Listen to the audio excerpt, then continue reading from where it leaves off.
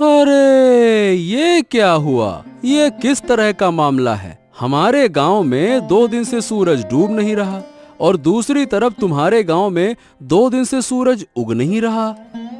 और नहीं तो क्या। अरे तुमको क्या बताऊं, मेरी माँ को है रतौंधी, वो रात में देख नहीं सकती। अब यहाँ 2 दिन से मेरी हालत इतनी खराब हो गई है कि मैं क्या ही बताऊं। माँ घर के कोई काम कर नहीं पा रही क्योंकि रात है और रात में माँ को दिखता नहीं है। वही तो, लेकिन सवाल ये है कि ये हुआ कैसे, ये बताओ। मतलब ऐसा किसने किया? ऐसी घटना तो भैया मैंने पहले कभी ना देखी। कभी ऐसा होता हुआ सुना है क्या? बताओ। हमारे गांव में दिन और तुम्हारे गांव में रात हैं। वही तो, मुझे तो लगता है कि मैं तुम्हारे गांव आ जाऊं। 2 दिन से सूरज की किरण नहीं देख पाया। ऐसा लगता है कि अंधेरे का साम्राज्य आ गया है।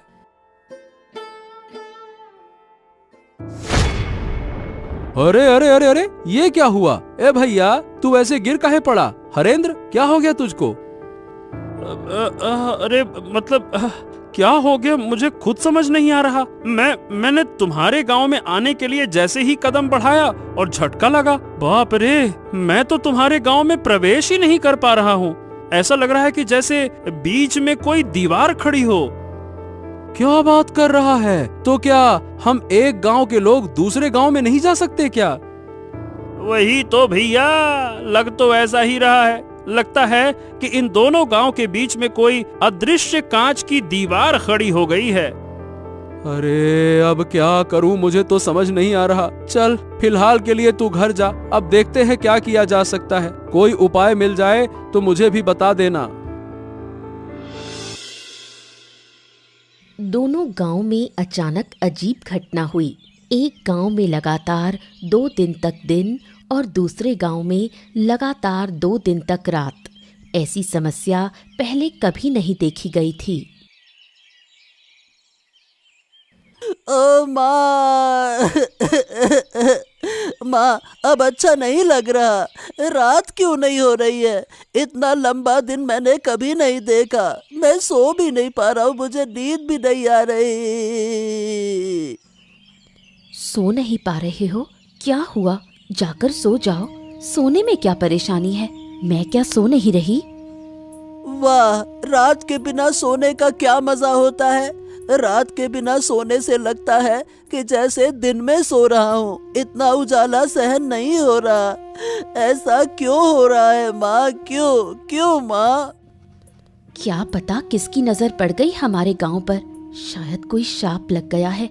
सुना है हमारे पास वाले गांव में तो 2 दिन से रात हो रही है। 2 दिन से रात हो रही है और रात हो ही नहीं रही है। ये तो बहुत बेकार है। मैं दिन में यहाँ रहूंगा और रात को जाकर उस गांव में सो जाऊंगा। मुझे नहीं रहना दिन में। हाँ, ये हुआ। तुम कैसे सोओगे वो मुझे नहीं पता। 2 गांव के बीच एक अदृश्य दीवार बनी हुई है। वो दीवार पार करके इस गांव के लोग दूसरे गांव में या दूसरे गांव के लोग हमारे गांव में नहीं जा पा रहे। तो क्या होगा माँ? क्या हमारे गांव में कभी रात नहीं आएगी? हमारा गांव ऐसा क्यों हो गया? अगर रात नहीं होगी तो सूरज की गर्मी में हमारा पूरा गांव जलकर खाक हो जाएगा माँ। क्या पता बेटा, हमारे भाग्य में क्या है, लेकिन ऊपर वाला जो करेगा वो हमारे भले के लिए ही करेगा। हाँ, मुझे ये सब कुछ अच्छा नहीं लग रहा माँ।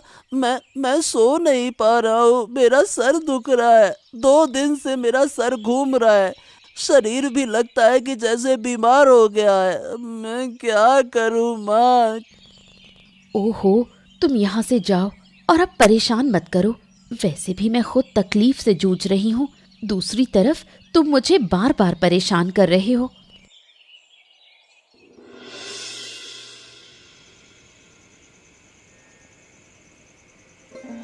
रात के गांव में हरेंद्र की माँ शांता बूढ़ी रहती है, जिसे रात को दिखाई नहीं देता। इस वजह से अब जब गांव में रात हो गई है तो शांता बूढ़ी काफी मुश्किल में पड़ गई है। हरेंद्र, ओ हरेंद्र, कहाँ गए तुम? यहाँ आओ, मुझे बाहर ले जाओ। मुझे कुछ भी नजर नहीं आ रहा। अरे बस बस बस बस, आ गया माँ, आ गया। और कितना पुकारोगी? अरे तुम्हारी तकलीफों ने मुझे बेहाल कर दिया है। 2 दिन से तुम मुझे एक पल भी शांति से बैठने नहीं दे रही हो। हरेंद्र हरेंद्र हरेंद्र, कहाँ है, जल्दी आ। अरे मुझे भी तो बैठने दो। क्या तुम मुझे बोझ समझने लगे हो क्योंकि मैं बूढ़ी हो गई हूँ? जब मैं स्वस्थ थी तब तुमने मुझे पाल पोस कर बड़ा किया, अब तुम मुझे बोझ समझने लगे। हो, यही तो तुम्हारा तरीका है। दिन रात बस एक ही बात बोलती रहती हो, बोझ हो गई हूँ। अरे तुम देख नहीं सकती हो तो चुपचाप बैठो तो सही। तुमको बैठना है नहीं, इधर उधर भटकना है। हाँ, अब ये बताओ तुम्हें बाहर जाने की क्या जरूरत है? देखो तो सही, पूरा गांव किसी न किसी समस्या में घिरा हुआ है और तुमको बाहर जाना है। क्या तुम्हें अकेले को समस्या है, गांव के और लोग नहीं? तुम्हें क्यों इतनी तकलीफ हो रही है? ऐसा है अम्मा कि मेरी तरह किसी के पास ये रतौंधी वाली माँ नहीं है जिसे लेकर वो परेशान हो। नहीं तो कोई काम तुम्हारे लिए अब नहीं है। घर के सारे काम मुझे करने पड़ते हैं और तुम्हारी देखभाल भी तो मुझे ही करनी पड़ती है। बस बस, मेरी और देखभाल करने की जरूरत नहीं। जिस दिन मर जाऊंगी उस दिन तुम समझ पाओगे। तुम लोग बड़े होकर शायद बूढ़ी माँ को ऐसी हालत में छोड़ देते हो। ओहो, बस बस बस बस बस, अब ऐसी बातें मत करो। चलो बताओ कहाँ जाना चाहती हो, मैं तुम्हें लेकर चलता हूँ। फिर खाना भी बनाना है, तुम्हें खाना देना होगा, फिर बर्तन साफ करने हैं, तुम्हारा बिस्तर लगाना है, बहुत सारा काम है। चलो जल्दी बताओ कहाँ जाना है। दूसरी ओर दिन और रात वाले दोनों गांव के बीच ही एक बुढ़िया का घर है। बुढ़िया और साधु के बीच काफी बातचीत है। क्या काम किया आपने? आपका तो जवाब ही नहीं। मुझे तो विश्वास ही नहीं था कि आप ऐसा बड़ा काम कर पाएंगे। मैंने पहले कहा था कि मेरी शक्ति पर संदेह मत करना। मेरी शक्ति के बारे में किसी को अंदाजा भी नहीं है। पहले जितना संदेह था अब वो भी खत्म। एक गांव में लगातार दिन और दूसरे गांव में लगातार रात कर देना बड़े बड़े साधु भी ऐसा नहीं कर पाते। तो बताइए, क्या आप खुश हैं? अगर खुश हैं तो अब मेरी फीस मुझे दे दीजिए। मैंने यूं ही रिस्क लेकर ये बड़ा काम नहीं किया। अरे, आपके पैसों को लेकर मैं भाग थोड़ी ना जाऊंगी। मुझे तो बहुत मजा आ रहा है। दोनों गांव के लोग कैसे बेहाल हो गए हैं। मैं आपको जरूर पैसे दूंगी, साथ में इनाम भी दूंगी। आपने मुझे खुश कर दिया। फिर और क्या कहना है? किस्मत अच्छी रही कि आप मिली, तभी तो मुझे ऐसा काम करने का अवसर मिला, वरना यूं ही किसी काम से लाभ नहीं होता। ये सब मैंने सोचा था। मैं चाहती थी इन दोनों गांव को सबक सिखाऊं। अब आपके जरिए मैंने अच्छे से सबक सिखा दिया। अब देखिए धीरे धीरे क्या होगा। दोनों गांव तबाह हो जाएंगे। दिन के बिना रात नहीं बन सकती।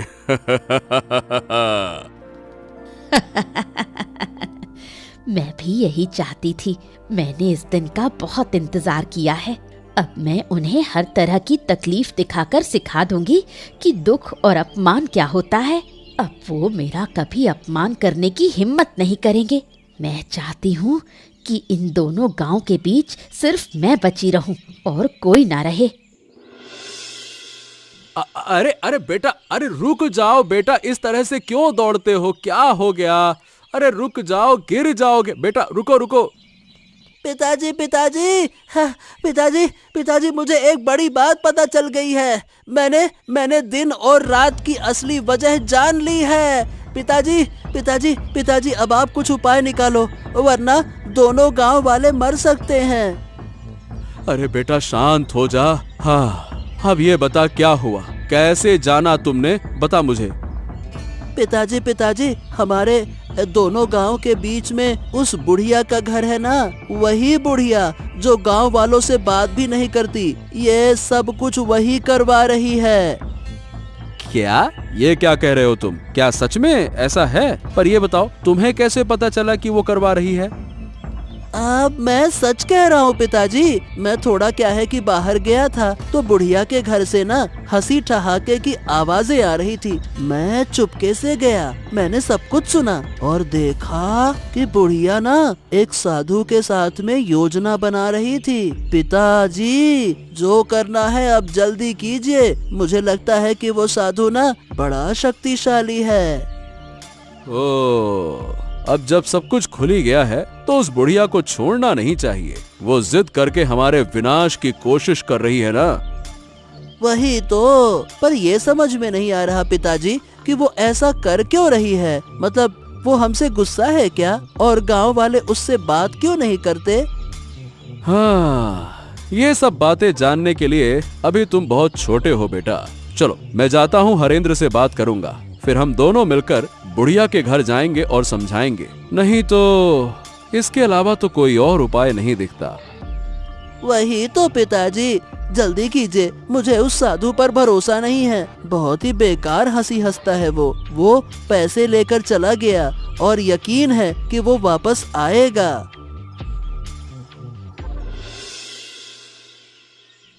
कैलाश और हरेंद्र जब बुढ़िया से सच्चाई पूछते हैं तो बुढ़िया सीधे इनकार कर देती है। वो किसी भी तरह ये मानने को तैयार नहीं कि उसका इसमें किसी भी तरह का रोल है। ओ सुनो बुढ़िया, हमने तुम्हारे साथ कुछ नहीं किया और जिन लोगों ने ये किया अब वो जिंदा नहीं है। फिर भी तुम हमसे क्यों नाराज हो, मुझे समझ में नहीं आता। नाराज ना रहूं तो क्या करूं? तुम लोग मेरे किसी काम के नहीं। मैं यहाँ अकेली हूँ, मुझे कितनी मदद चाहिए तुम्हें इस बात का अंदाजा भी है। मेरे साथ दो शब्द बोलने वाला भी कोई नहीं। ऐसा है कि लोग तुमसे बात इसलिए नहीं करते क्योंकि तुम गुस्सैल हो, तुम्हें गुस्सा बहुत आता है। गांव वाले तुमसे डरते हैं, इसीलिए कोई तुम्हारे पास नहीं आता। पर इसका मतलब ये नहीं है कि तुम हमारे गांव को नुकसान पहुंचाओ। तुमने किया या नहीं किया इसका राज खुल चुका है, हम सब जान चुके हैं, इसीलिए इनकार मत करो। तुम लोग मेरा बार बार अपमान करते हो, मुझे बदनाम करते हो। इसका अंजाम अच्छा नहीं होगा। मैंने एक बार सब बर्दाश्त कर लिया। अगर ये सब मेरे साथ दोबारा हुआ तो ऐसा मत सोचना कि मैं तुम लोगों पर रहम कर लूंगी। अरे बुढ़िया, तुम बेकार में गुस्सा कर रही हो। हम तर्क करने नहीं आए हैं, हम शांति पूर्वक प्रेम पूर्वक बातें करने आए हैं। देखो, एक बार गांव की हालत तो देखो। एक गांव में सूरज उग नहीं रहा और दूसरे गांव में सूरज डूब नहीं रहा। ऐसे हालात पहले कभी किसी ने देखे हैं क्या? बताओ। अचरज की बात क्या है? तुम बार बार वही बातें क्यों कर रहे हो? क्या हुआ नहीं हुआ मैं वो देख ही रही हूँ। मैं इससे जुड़ी हुई हूँ। तुम लोग यहाँ से चले जाओ, मुझे अकेला छोड़ दो। तुम अकेली क्यों रहोगी? अरे भाई, लोगों का डरना इसलिए है तुमसे क्योंकि वो तुम्हें जानते नहीं हैं। पर इसका मतलब ये तो नहीं ना कि हम तुम्हारे शत्रु हो गए, हम तुमसे अलग हो गए। मैं अब और कुछ नहीं सुनना चाहती। अगर तुम जाओगे नहीं तो ये डंडा देखा है, इसी से तुम्हें पीट पीट कर लाल कर दूंगी।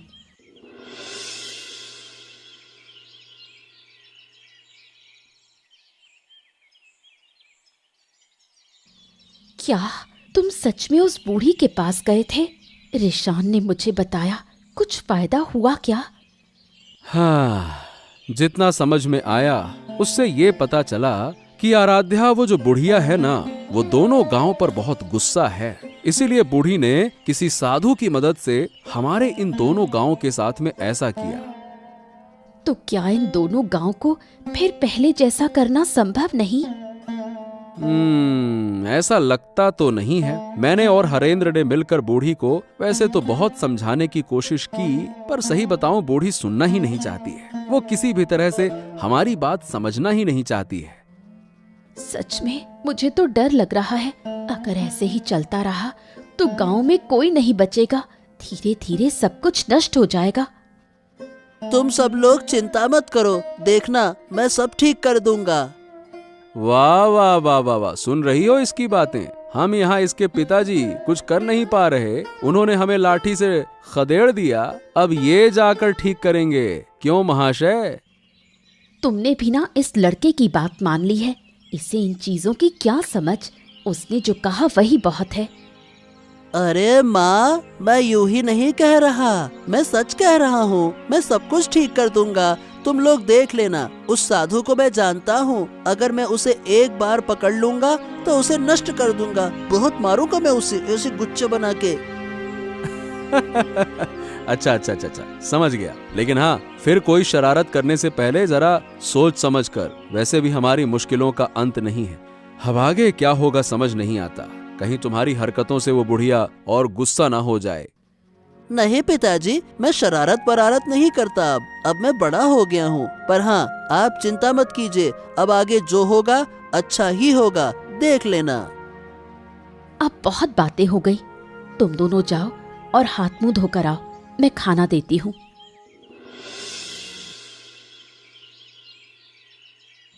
अरे साधु बाबा, आइए आइए बैठिए।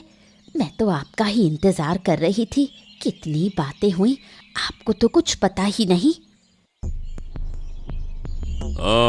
क्या बात है? फिर क्या हुआ? कोई नई कहानी हुई क्या?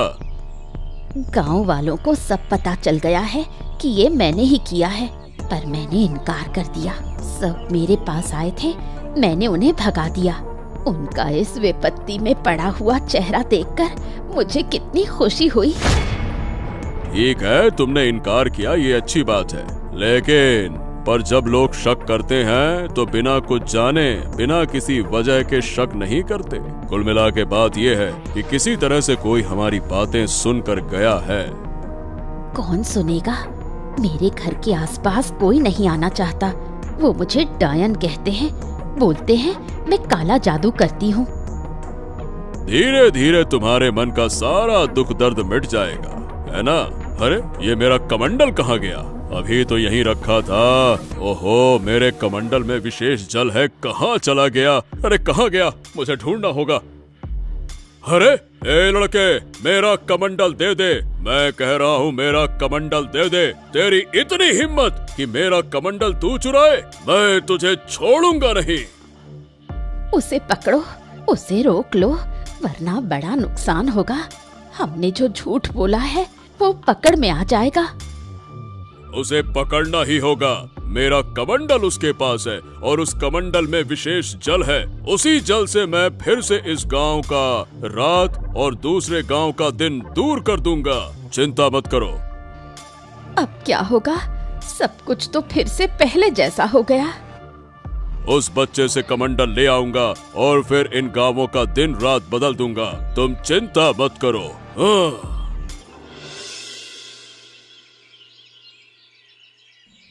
ए लड़के, तेरी इतनी हिम्मत कि तूने मेरा कमंडल छुआ, मैं तुझे श्राप दे सकता हूँ। क्या तू जानता है?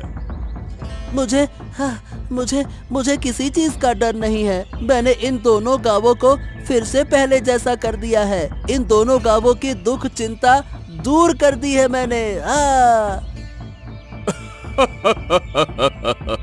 अरे मूर्ख बच्चे, तू इतना छोटा सा लड़का, पिद्दी सा, तू क्या समस्या दूर कर पाएगा? चल ला, मेरा कमंडल मुझे दे दे।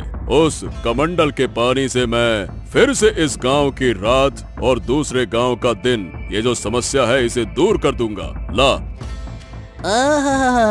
मैं कभी ऐसा होने नहीं दूंगा। मैं इस कमंडल का पानी फेंक दूंगा, फिर देखता हूँ कि तुम दोबारा से एक गांव में रात और दूसरे गांव में दिन कैसे कर पाते हो।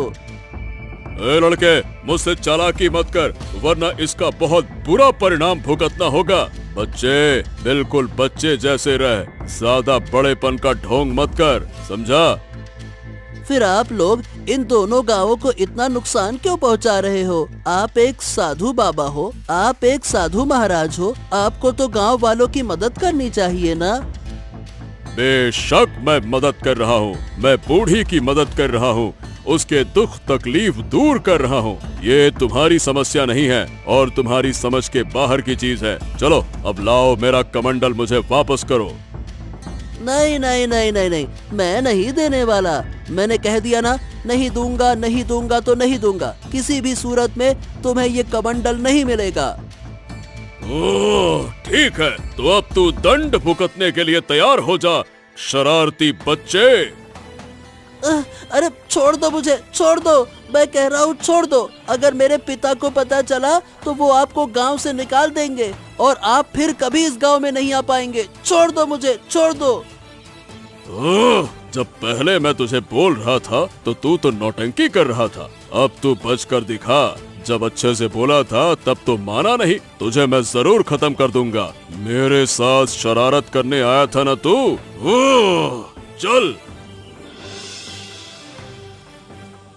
रिशान को न पाकर कैलाश का परिवार पगला सा हो जाता है। लोग समझते हैं कि इस अनहोनी के पीछे जरूर बुढ़िया का ही हाथ है। बूढ़ी माँ, बूढ़ी माँ, बूढ़ी माँ, हमें बचाओ, हमारी मदद करो बूढ़ी माँ, हम तुमसे हाथ जोड़कर विनती कर रहे हैं बूढ़ी माँ। क्या हुआ? फिर कोई अनहोनी हो गई? मैं किसी की मदद नहीं कर सकती, मैं मदद करने वाली नहीं हूँ। तुम लोग तो मुझे डायन कहते हो, बोलते हो मैं काला जादू करती हूँ।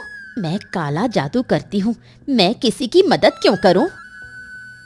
हमारी मदद करो, दया करो बूढ़ी माँ, दया करो। हमें अपना बेटा नहीं मिल रहा, कहाँ गया हम कुछ नहीं जानते। आप खोज कर बताइए, मुझे पता है कि आप जानती हैं।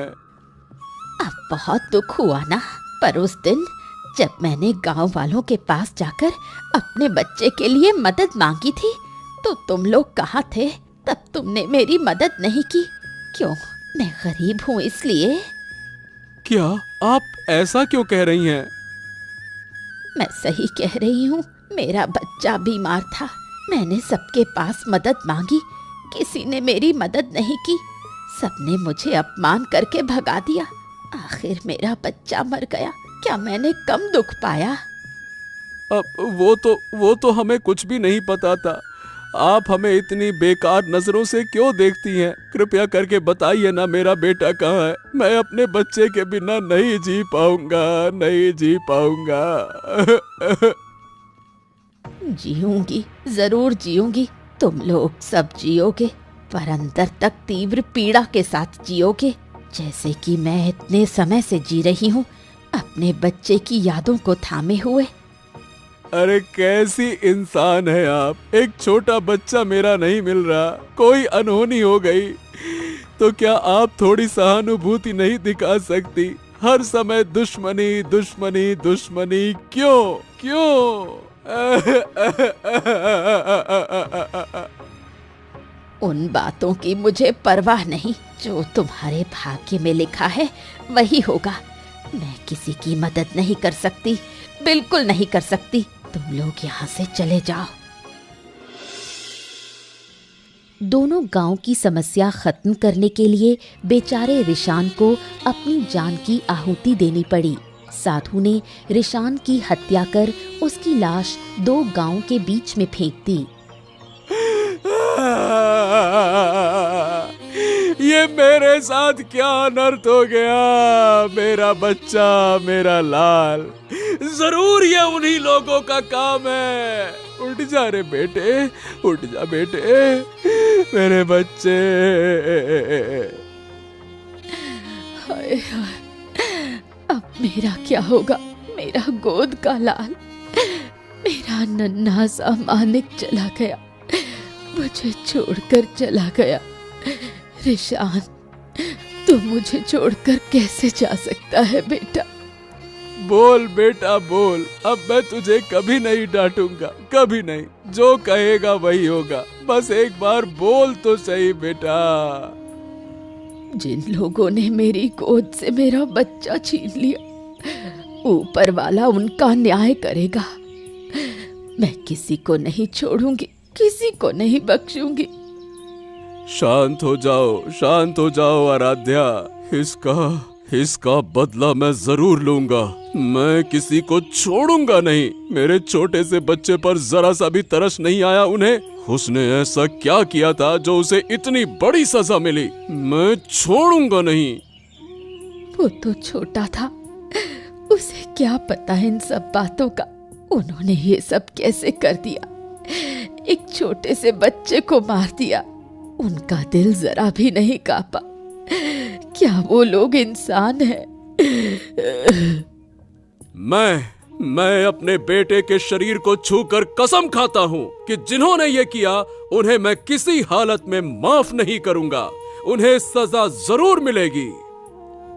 बस भाई बस बस बस, चलो उठो, अब हमें आगे का इंतजाम करना होगा। चलो रिशान को, बच्चे को लेकर चलो चलो।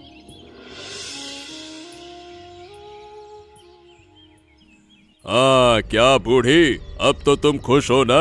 तुम्हारी मनोकामना धीरे धीरे पूरी कर रहा हूँ। अब तुम मेरी तरफ भी थोड़ा ध्यान दो।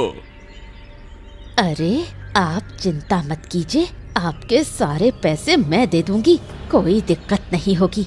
आप बस इसी तरह मेरा काम करते रहिए। मैं इतनी खुश पहले कभी नहीं हुई। अगर तुम चाहो तो मैं तुम्हें और भी खुश कर सकता हूँ। जरूर चाहती हूँ। मैं चाहती हूँ कि इन दोनों गांव का एक भी बच्चा जिंदा ना बचे, सबकी गोद खाली हो जाए। आज जो लोग रो रहे थे उन्हें देखकर मुझे कैसी पिशाची सी खुशी मिल रही थी, क्या बताऊं। बहुत बढ़िया, बहुत बढ़िया। तो तुम पैसों का इंतजाम करो, मैं एक एक करके इन दोनों गांव के सारे बच्चों को मार दूंगा। मैं वादा करता हूँ कि इन गांव में एक भी बच्चा जिंदा नहीं रहेगा। यही तो मैं चाहती हूँ, मैं इसी दिन का इंतजार कर रही थी। बेटे, तू ऊपर बैठा देख रहा है ना? देख, तेरी माँ तेरी मौत का बदला ले रही है। जो दर्द मुझे हुआ था वही दर्द अब मैं सबको दूंगी। इतनी जल्दी खुश मत हो, हमें धीरे धीरे सब करना होगा। आज से हर रात इन दो गांवों में एक एक बच्चा गायब होगा और मैं उसका बलिदान दूंगा। इससे तुम्हारा भी फायदा होगा और मेरा भी स्वार्थ सिद्ध होगा। कोई दिक्कत नहीं, मैं हर रात तुम्हें बच्चों को पकड़ने में मदद करूंगी। जरूरत पड़ी तो खुद पकड़ कर लाऊंगी। सब मुझे डायन कहते हैं, अब मैं उन्हें दिखाऊंगी असली डायन क्या होती है। तो फिर ठीक है, मैं बलिदान की पूरी व्यवस्था करता हूँ। हर रात एक बच्चे की हत्या करनी होगी, तभी मैं और शक्तिशाली बनूंगा। नहीं, अब ये सब कुछ और नहीं चलेगा। मैंने अपने बेटे को खो दिया है। मैं नहीं चाहता कि किसी और का बच्चा ऐसे मरे। बच्चे को खोने का दर्द मैं अच्छी तरह से जानता हूँ। हाँ, लेकिन कैलाश, अब हम करेंगे क्या दादा? वो साधु तो बहुत ताकतवर है, उससे हम लड़ेंगे कैसे? साधु को बाद में देख लेंगे, पहले उस डायन बूढ़ी का कुछ करना होगा। उसका दिमाग खराब हो गया है, बेटे को खोकर पागल हो गई है वो पागल। अच्छा ठीक है, लेकिन हम उसे मार तो नहीं सकते हैं ना? हमने अपने बेटे के शरीर को छूकर कसम खाई है, जिन्होंने ये किया है उन्हें सजा देंगे। उस डायन बूढ़ी से बड़ी सजा और कोई नहीं हो सकती। अच्छा, क्यों नहीं मार सकते? जब उसने मेरे बच्चे को नहीं छोड़ा, जब उसे गांव के सभी बच्चों को मारने का मन हो रहा है, तो मैं भी उस विकृत दिमाग की डायन को मार सकता हूँ। बिल्कुल मार सकता हूँ। खून का बदला खून, बिल्कुल। और मैंने तय कर लिया है, बूढ़ी को मैं जिंदा जला दूंगा। उसके लिए यही सजा सही रहेगी। अगर वो जिंदा रही तो कभी नहीं सुधरने वाली। उसका दिमाग पूरी तरह से खराब हो चुका है। ठीक है, मुझे कोई आपत्ति नहीं है, लेकिन गांव के लोग क्या कहेंगे? एक जिंदा इंसान को जलाकर मार देंगे तो क्या ये ठीक रहेगा? वो इंसान नहीं है भाई, वो इंसान हो ही नहीं सकती। वो एक डायन है, डायन। और डायन को जलाने का आदेश खुद भगवान ने दिया है। अगर तुम मेरे साथ रहना चाहते हो तो रहो, नहीं तो मैं अकेले ये काम करूंगा और आज ही मैं उसके घर में आग लगा दूंगा। नहीं नहीं नहीं नहीं, ऐसी बातें क्यों कर रहे हो? मैं तुम्हारे साथ रहूंगा। ये बूढ़ी हमारे गांव के लिए भी बड़ी मुसीबत बन गई है। अब बस बहुत हो गया, चलो जो फैसला लिया है वही करेंगे, चलो। बूढ़ी के घर में आग लगाने से वो जलकर मर गई। उसके मरने के बाद सब लोगों ने मिलकर साधु को सजा देने का निश्चय किया। साधु, ओ साधु, अरे कहाँ है रे तू? आज तेरे पापों का अंत होगा, निकल बाहर। क्या हो गया? सब लोग मेरे आश्रम में क्यों जुटे हो? क्या तुम्हें मेरी शक्ति का अंदाजा नहीं है क्या?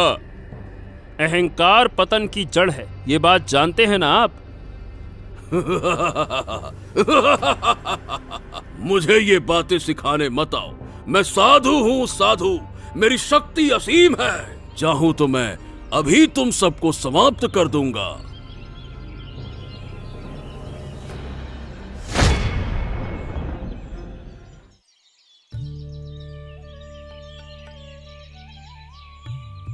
हाँ, आखिरकार हमारे गांव से बुरी नजर हट गई। अब हमारे गांव पर फिर कोई विपत्ति नहीं आएगी। अगर फिर कभी कुछ हुआ तो हम सब मिलकर उसका सामना करेंगे।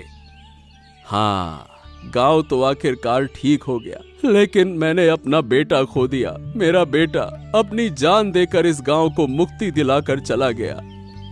चिंता मत करो कैलाश, जब तक इस गांव के लोग जिएंगे तुम्हारे बेटे को सब याद रखेंगे, सब तुम्हारे बेटे का सम्मान करेंगे।